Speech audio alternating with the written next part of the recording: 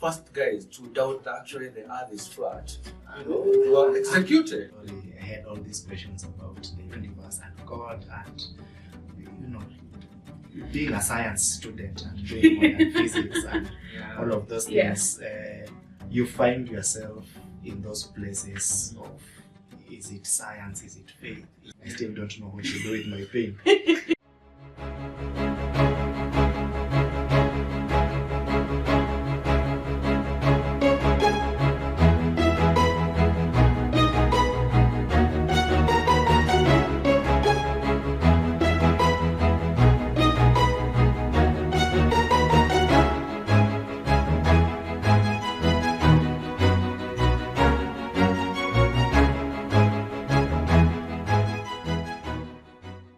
Today, we are going to have a conversation about doubt.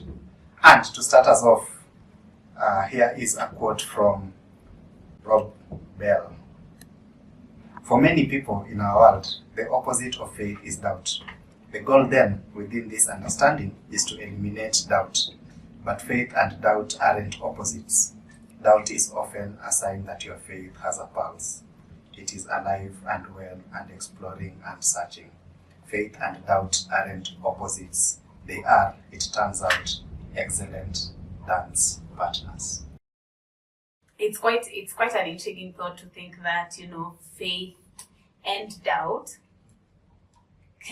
exist in this, in this dance, but in this also codependent kind of relationship, as opposed to like faith and doubt being like contrasting things for each other. And it actually raises the question of whether, I don't know if this idea that doubt is useful for the faith walk, or could be a useful thing to incorporate in our faith journey. I don't know whether that's something that's even acceptable to think about, to talk about, to even consider.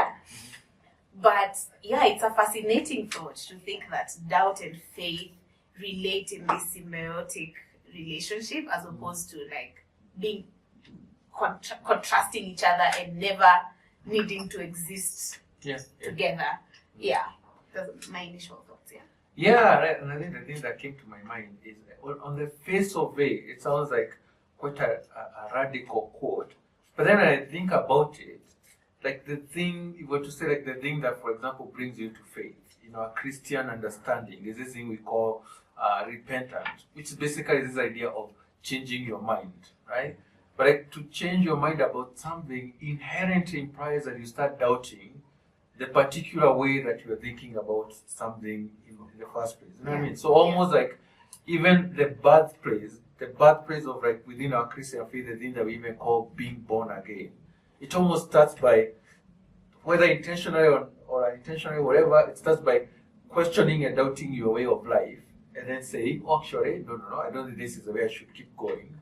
I should give this new faith a chance, whether that's accepting Jesus Christ as your personal Lord and Savior in your heart, or some other expression of that. But for you to say that, for you to do this rebirthing thing, for you to be doing this saved thing, it almost starts by questioning, doubting, one way or another, the way you are believing your life and the outcome of that. So in one phase, if I can start it there, like very broadly, then I feel like that quote fits in perfectly as a way of it being introduced to the Christian faith tradition, for example.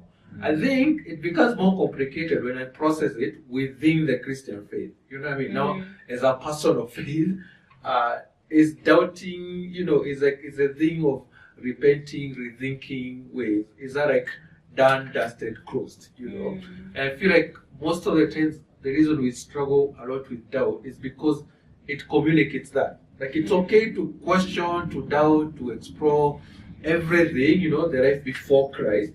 But then as soon as you accept Christ, okay, then Christ is now the answer. We have solved all sorts of problems.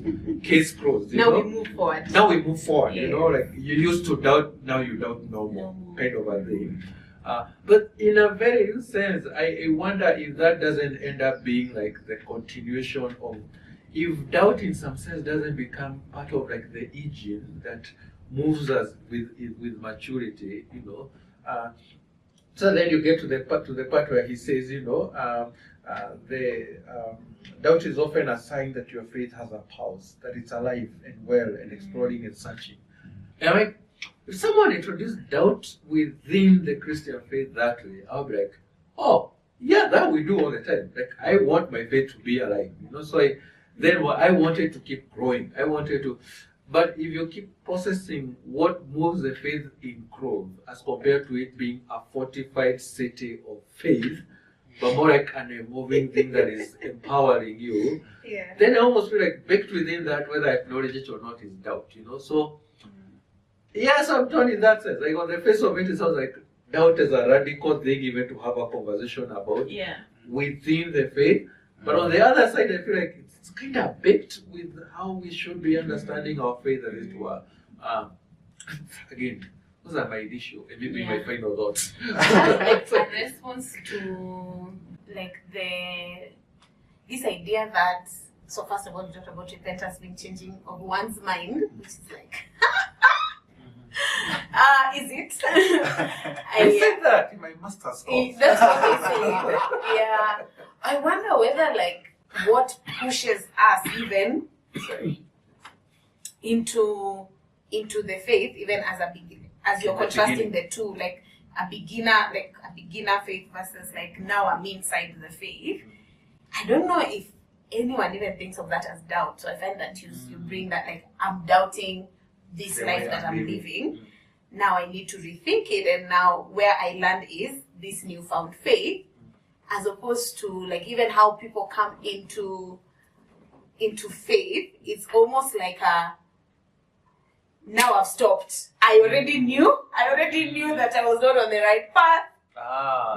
Because Jesus is already, this faith thing is already the thing that you should be doing anyway.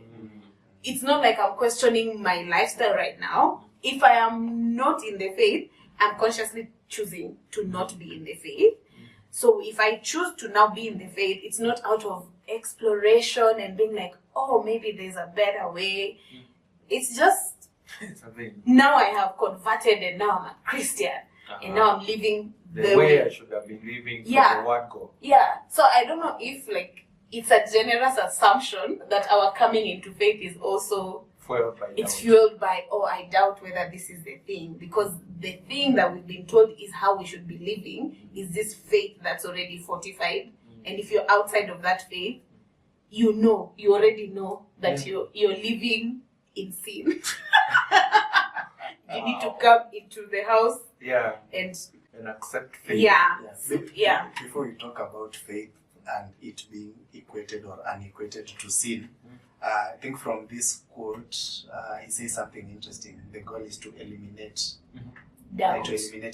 And as humans, we love goals.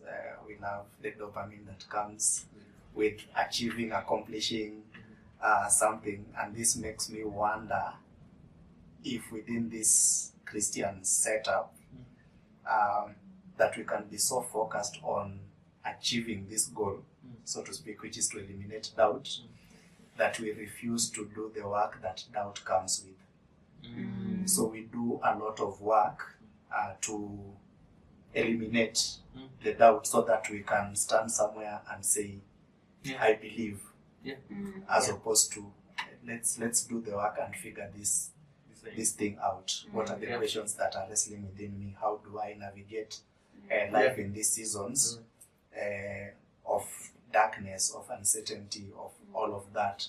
So we don't do that work because we are more concentrated on, we need to achieve this goal. Once we achieve this goal, then we'll be seen as this kind of people that will show up in this kind of places, that will be respected in this kind of communities.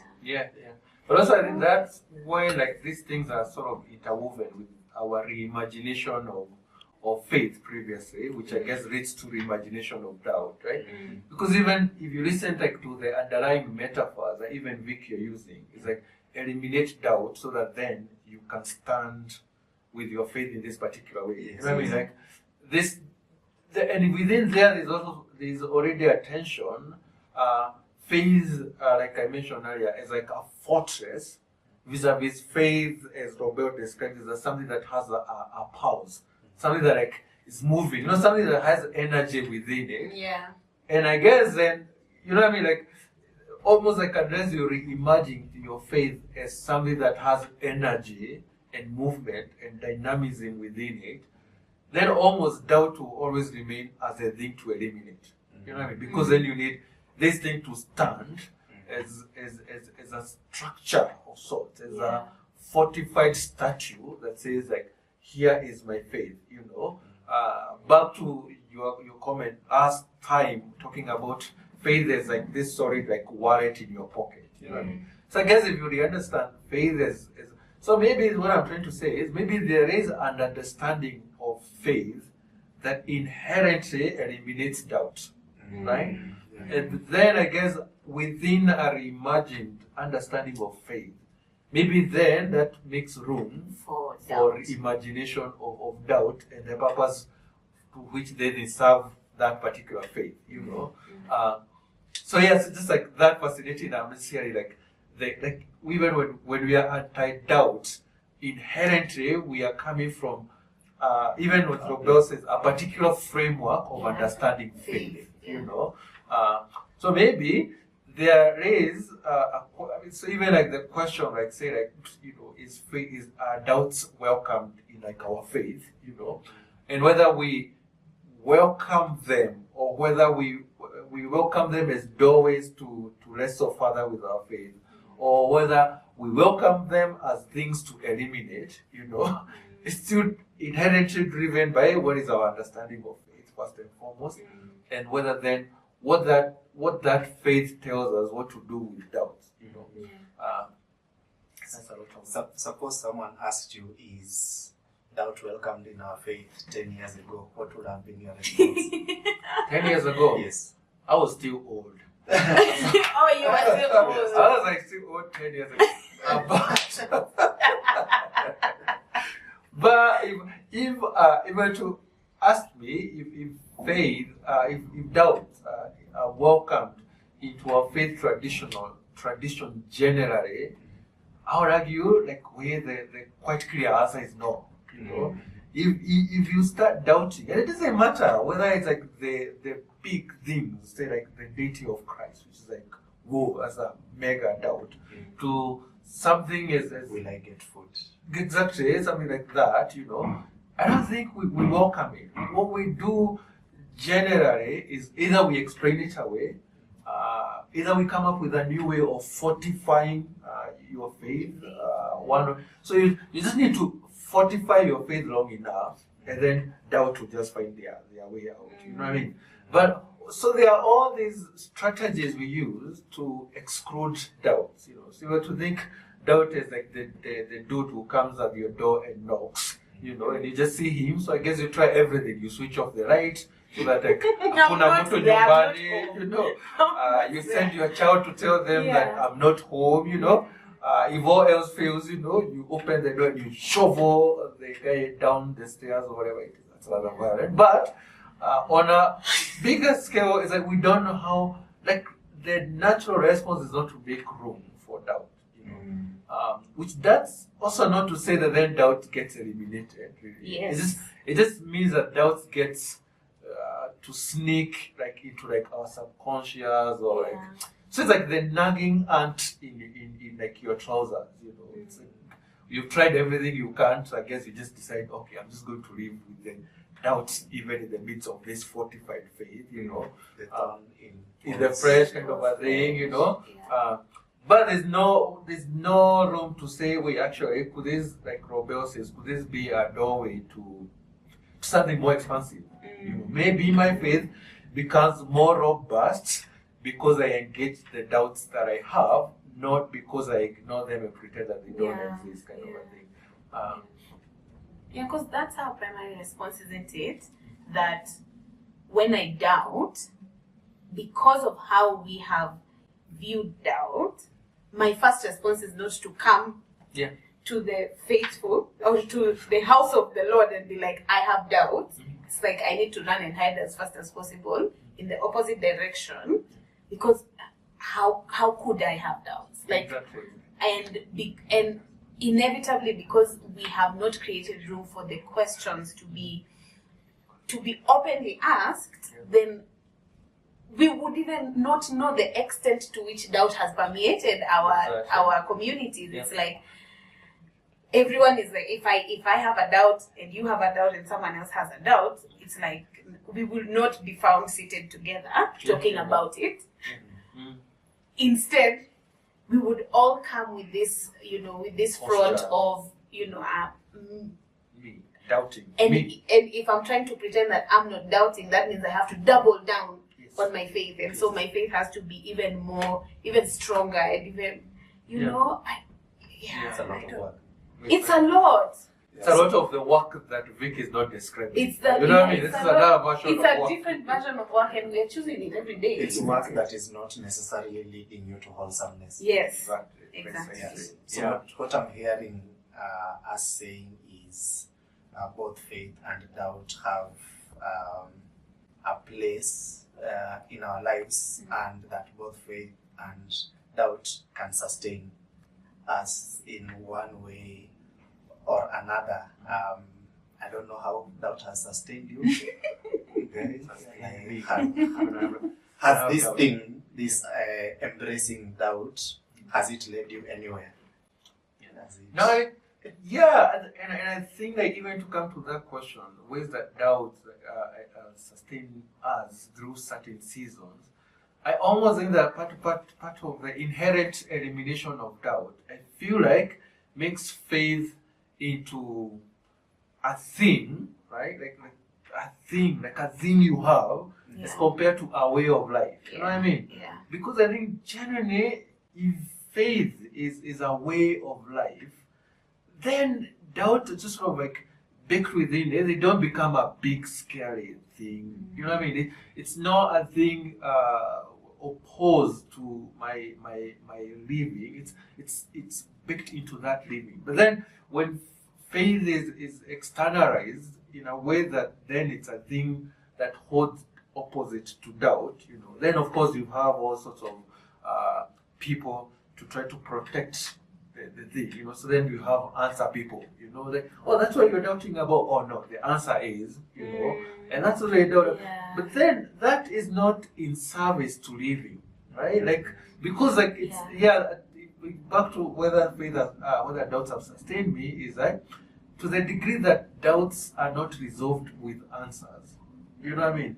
They're actually resolved in living into, right? Yeah. So in a sense, how has faith, how has doubts, faith and doubt, dance partners, how has these dance partners sustained me?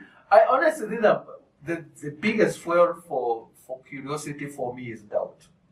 Like the idea that like doubts fuels my curiosity, because I'm like, okay, wait, that doesn't sound right. Okay, like wait, but let's explore it further. You know what I mean? So my driving to learning, and in that learning, then I have discovered all these incredible treasures to our faith. Right? I am going through a season where my way of praying is not like seemingly drawing me closer to God and stuff like that. Then I almost start doubting, like, does prayer even work, right?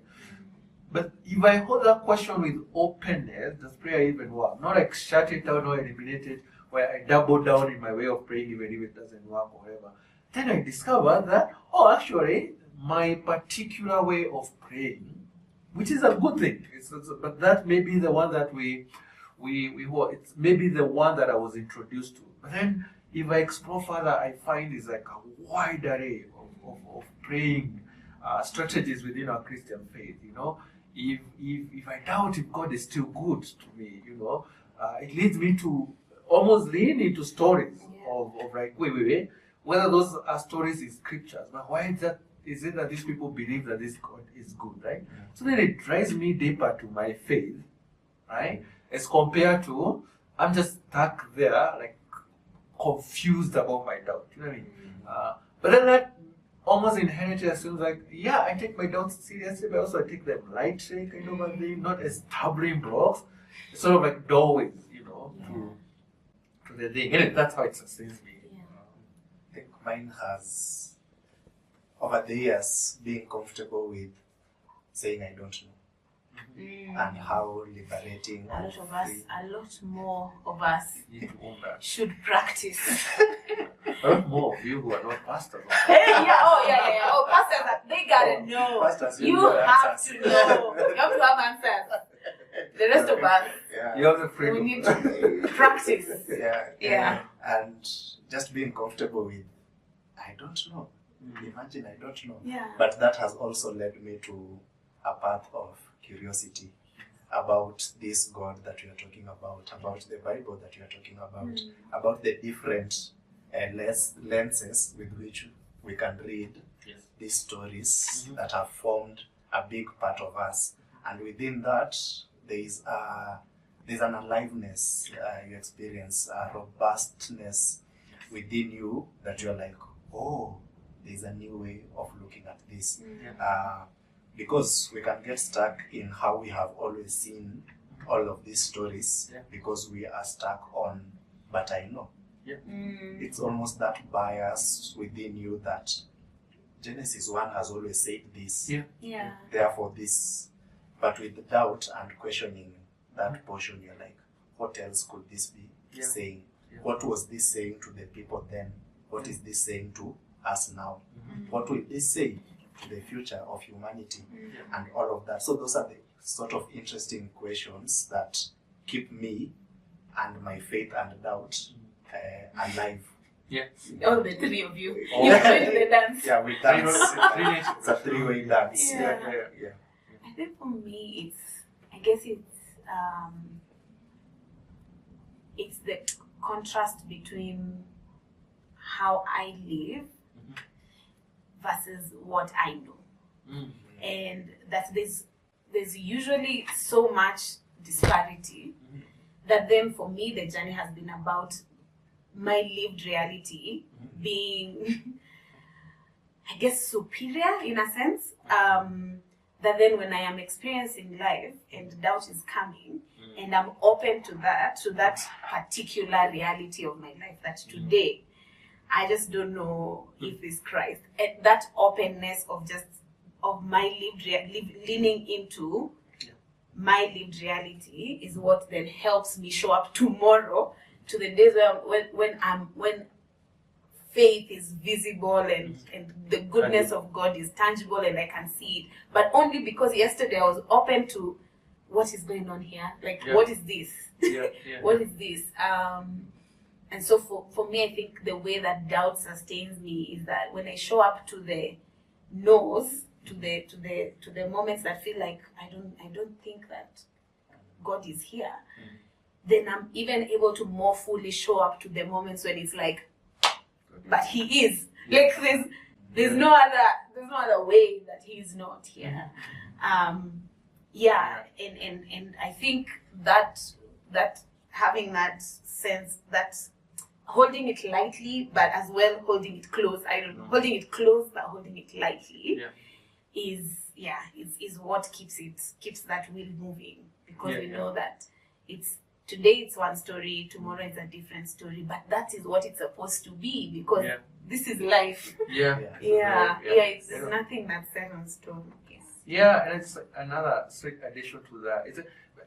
These things are really fascinating that we grapple with them, like in 2023, like this humongous thing.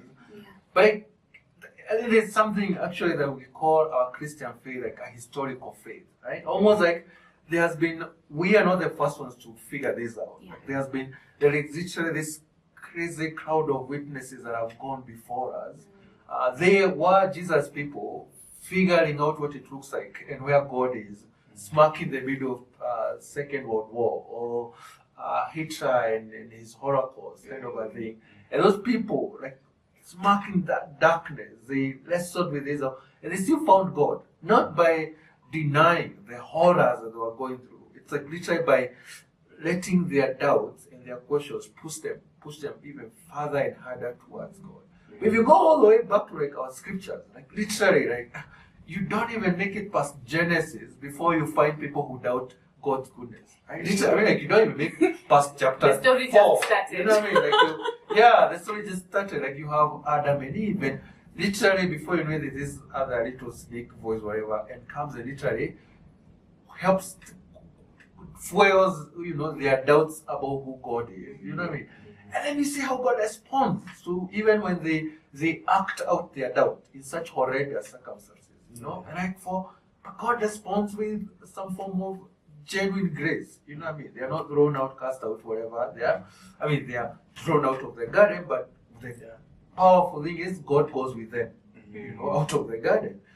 Whether you come to like one of the giant fathers of faith, Abraham, like God says like, oh no, you're going to have a child, and like automatically like, you're God, man, you created me, and I hear you, all that, but like, dude, I'm like 100, I'm 90, like, doesn't work like that, And literally you see in that particular story, like, it almost forces God to initiate a sort of a legal agreement that we now call Christian circles a covenant.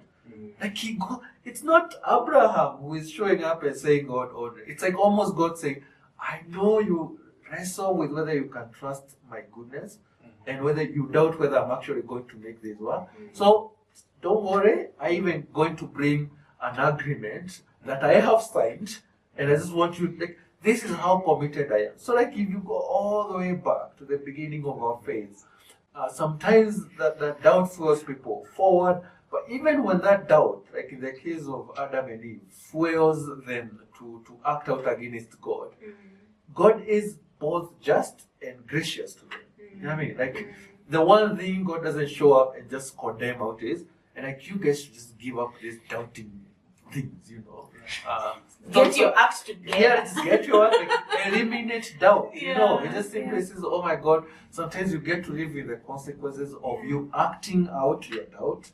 So that's sin, we call it. Sometimes I'm just actually going to be the one who initiates showing up and letting you know, this is how committed I am to you. Even as we work out your doubts a bit more. So that's, I'll just bring in that aspect to say, like, it's fascinating, like in 2023, this can feel like what Robert is saying is radical. But like, this is baked with our historical faith and even our biblical grounded faith. We want to go that far. Yeah. Because even in the later stories, there's this famous person, the doubting Thomas. Branded like that. Yeah. And in my exploration of doubt, I've always thought that should be a compliment, because that question did something for him and for the disciples around him, so that they could see. They could actually see. Without that question, the story would probably have moved forward. But without that, it adds something to that story in that moment that opened his eyes, opened the other people's eyes. So even just piggybacking on the previous conversation about faith, faith is a new way to see. So you can also see. Doubt can lead you to see. And this whole thing is about reimagining some of these things of conversations. And reimagining starts with you seeing the same thing, but from a different angle. And if I can just jump on that like really quick, it's making me excited.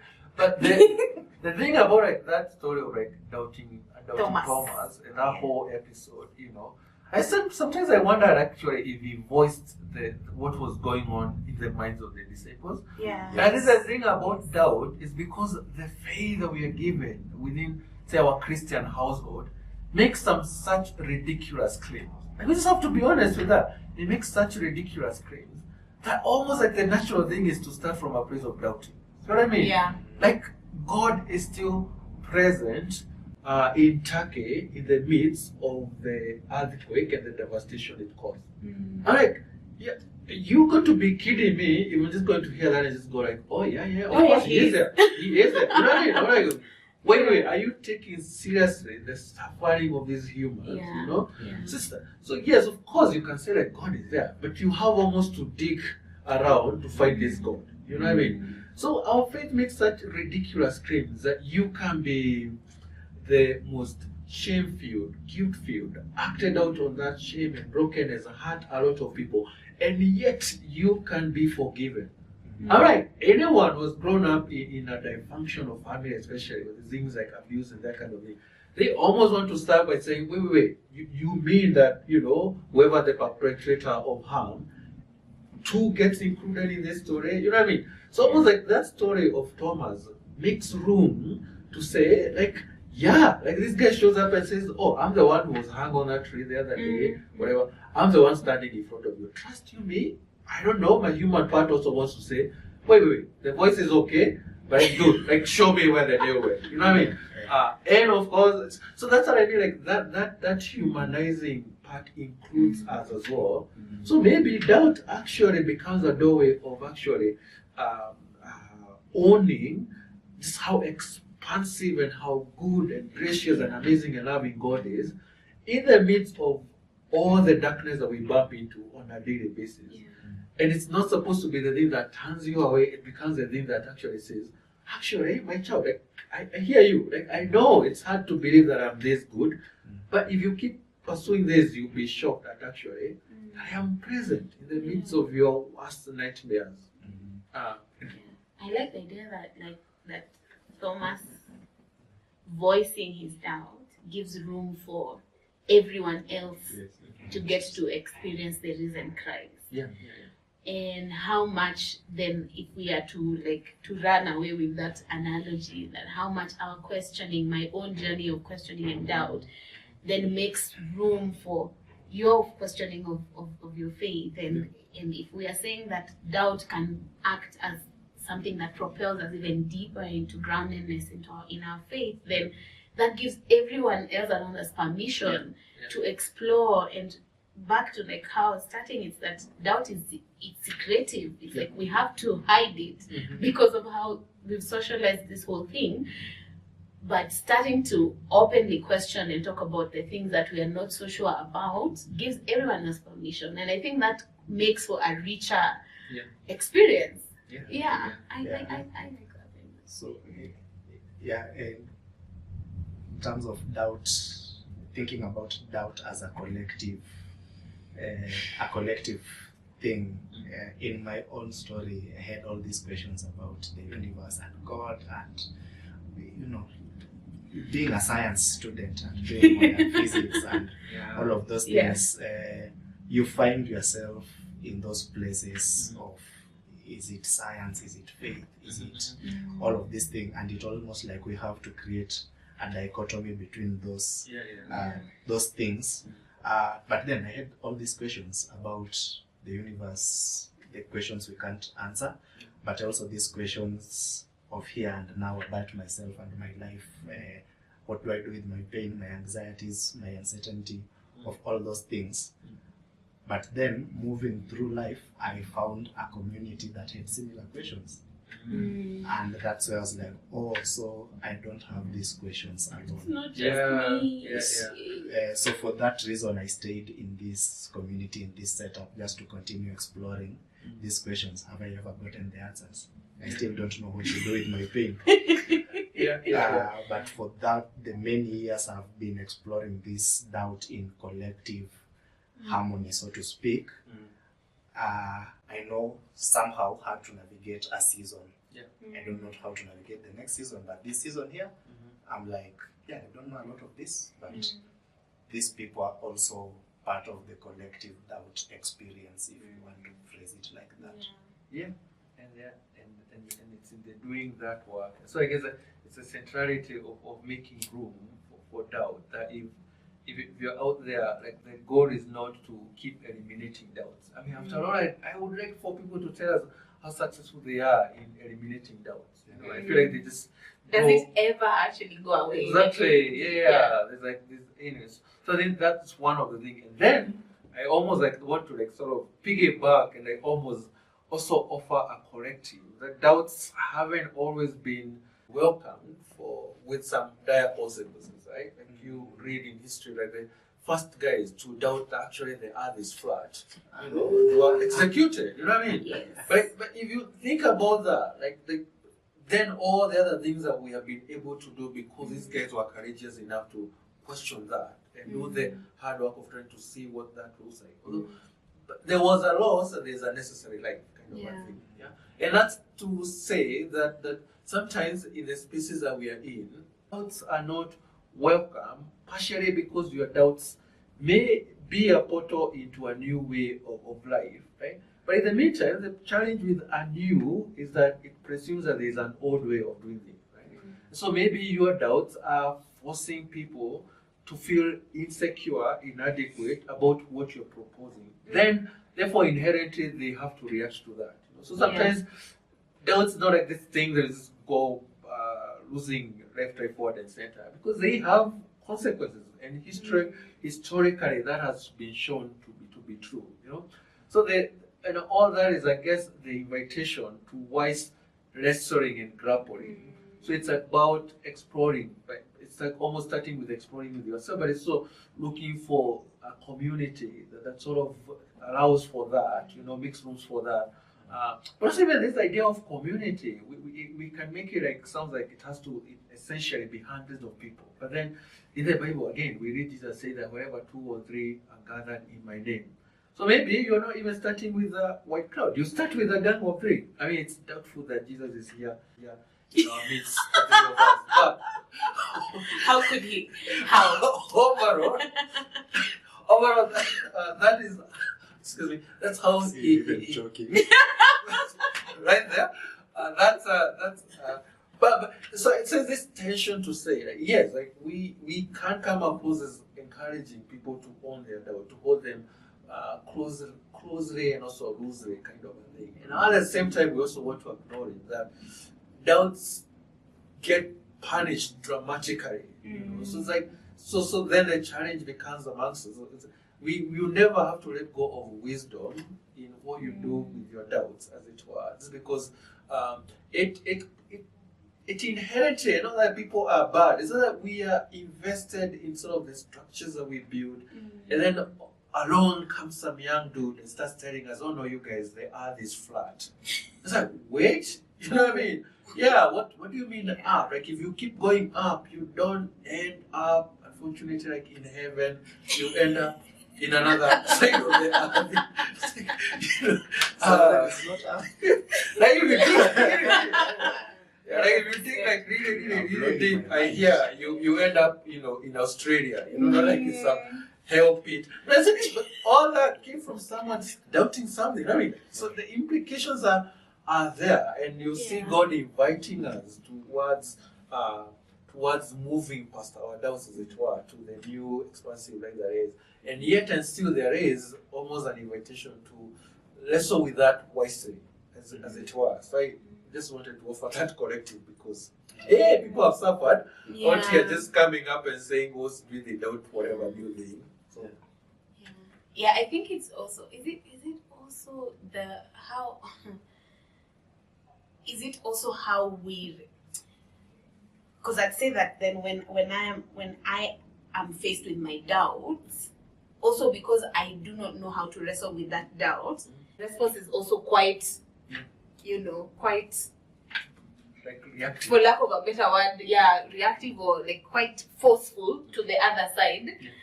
It's like both of us on both ends, whether you're the one doubting or you're the one, believing. We have not found ways to have conversations about these things that are just making room for the conversation. So it's even me as a person who encounters the doubt, I'm like, but do you know? It's like I have to again go find ways to justify my doubt. It's that doubt also can't just be that this is what I doubt. It's like before I can present my doubt, I have to go and back it up and whatever. Believe in your doubt. Show up as a context of beliefs. So I need to come back and now let's have this war as opposed to then a way like interacting with our doubt as this is just what it is at the moment. It's not. I'm not proving anything. I don't have answers to anything. I don't know. And I think it goes back to how like Christianity is very intellectual. That if I come with my doubts, then I have to come with facts and figures and why this doubt is valid and all of that. So both we all don't know how to have these conversations in a way that just makes room for the conversation to be about what the conversation is about. The conversation is about me doubting. It's not about whether Christ really died. But now we are here. Yeah, it's like now we are here in a I don't know. And Yeah. one of the things to just Yeah. add before Vic jumps in, Yeah. is saying, Yeah. like, at the heart of, at the wider heart, right? At the heart of Christianity is Jesus, right? Mhm. But very close to that is Christ's table. Like, Mhm. at the heart of Christian faith is Christ with his table. Yeah. Where all of us, literally, like, Thomas was at that table. Like, Mhm. Judas was at that table. You know, he's one of the guys who shared in the Last Supper with Christ, even when he was going to, you know what I mean? So almost as a way of to say that, then I guess if you're the believer, if like this is not your season for doubting, I guess almost like the invitation to say, like the idea is not to go around crucifying people, the idea is to go around setting tables for people. Setting tables, Yeah. setting tables. Yeah. Setting table. Oh, I was about to ask, so what do we do with our doubts? How do you even ask that now? Find a table. Find a table. Find a table. A table. Hopefully tables have been set all over. All over the place. No, but I think it's really meeting yourself at the place where, because doubt is also that this thing that I have is not sufficient, and meeting insufficiency is scary for humans. It's just scary because we've built a culture where sufficiency is like is the thing. I need to know everything. I need to have my life down, from my plans for tomorrow to my 10-year plans to my, all of that. Retirement plan. Yeah, our lives have become sciences, and our lives need to be figured out as perfect sciences, while that's not even true or possible. So I think that one of the ways to start like being with our doubts is to really come to that place of being very vulnerable, and just being like, yeah, this is what this is right now. My life is not, this thing is not making sense to me right now. And making room for that to just be that. Without additions, without qualifications, without nothing. It's those moments in the darkness when you're alone, because I guess that's when you're, what is it about the darkness when you're just about to fall asleep, when it's like the gremlins come. They're like, then they're not coming just from leave outside, me they're coming alone. from I within. guess that's why you need to wake up and pray even harder. But That's another just the doubts come, and they will come. It doesn't matter what season of your faith you're in, how matured it is or how young it is. I think doubts will come. But the first point of meeting those doubts is just sitting with that insufficiency of your faith, that like it's not reaching where I want it to reach, and that's just where I'm at right now. And then one last thing I would add to that is like it's sitting with yourself and finding the courage to invite God who is with us, right? Jesus and Emmanuel, to come and meet you there. Like long before you find, maybe I guess it's literally setting a table of two with Jesus. You know what I mean? Just being in that place before you come to the rest of the world. Just being honest enough and saying, this is where I am. And staying with Jesus long enough to order the next step. So so I guess you do it that by yourself, and then you find the courage to invite Christ, as awkward and as hard as that feels, because he promises to literally be close to the brokenhearted and near to that. But more important for me, like he's Emmanuel, he's God with us. Like, do that. Even in especially in your doubts. Yeah. As we conclude, friends, I offer you this benediction from Brian McLaren. Finally, I offer you this simple benediction, modeled on the Beatitudes, to remind you that your honest doubts are not a curse, but rather a blessing indeed. Blessed are the curious, for their curiosity honors reality. Blessed are the uncertain and those with second thoughts, for their minds are still open. Blessed are the wanderers, for they shall find what is wonderful. Blessed are those who question their answers, for their horizons will expand forever.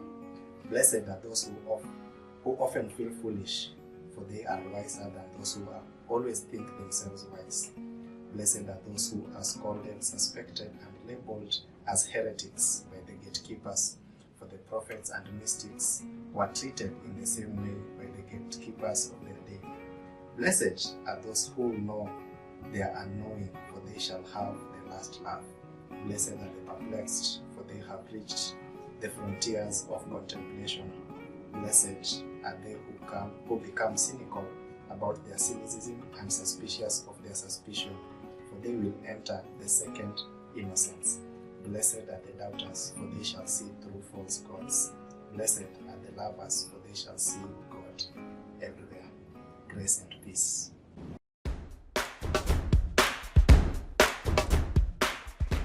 I was sent to buy these things to the shops or whatever, and literally I went and I bought this bottle thing for the baby, and I was left with with fare minus 10 bob. You know what I mean? Like, I was already short of fare.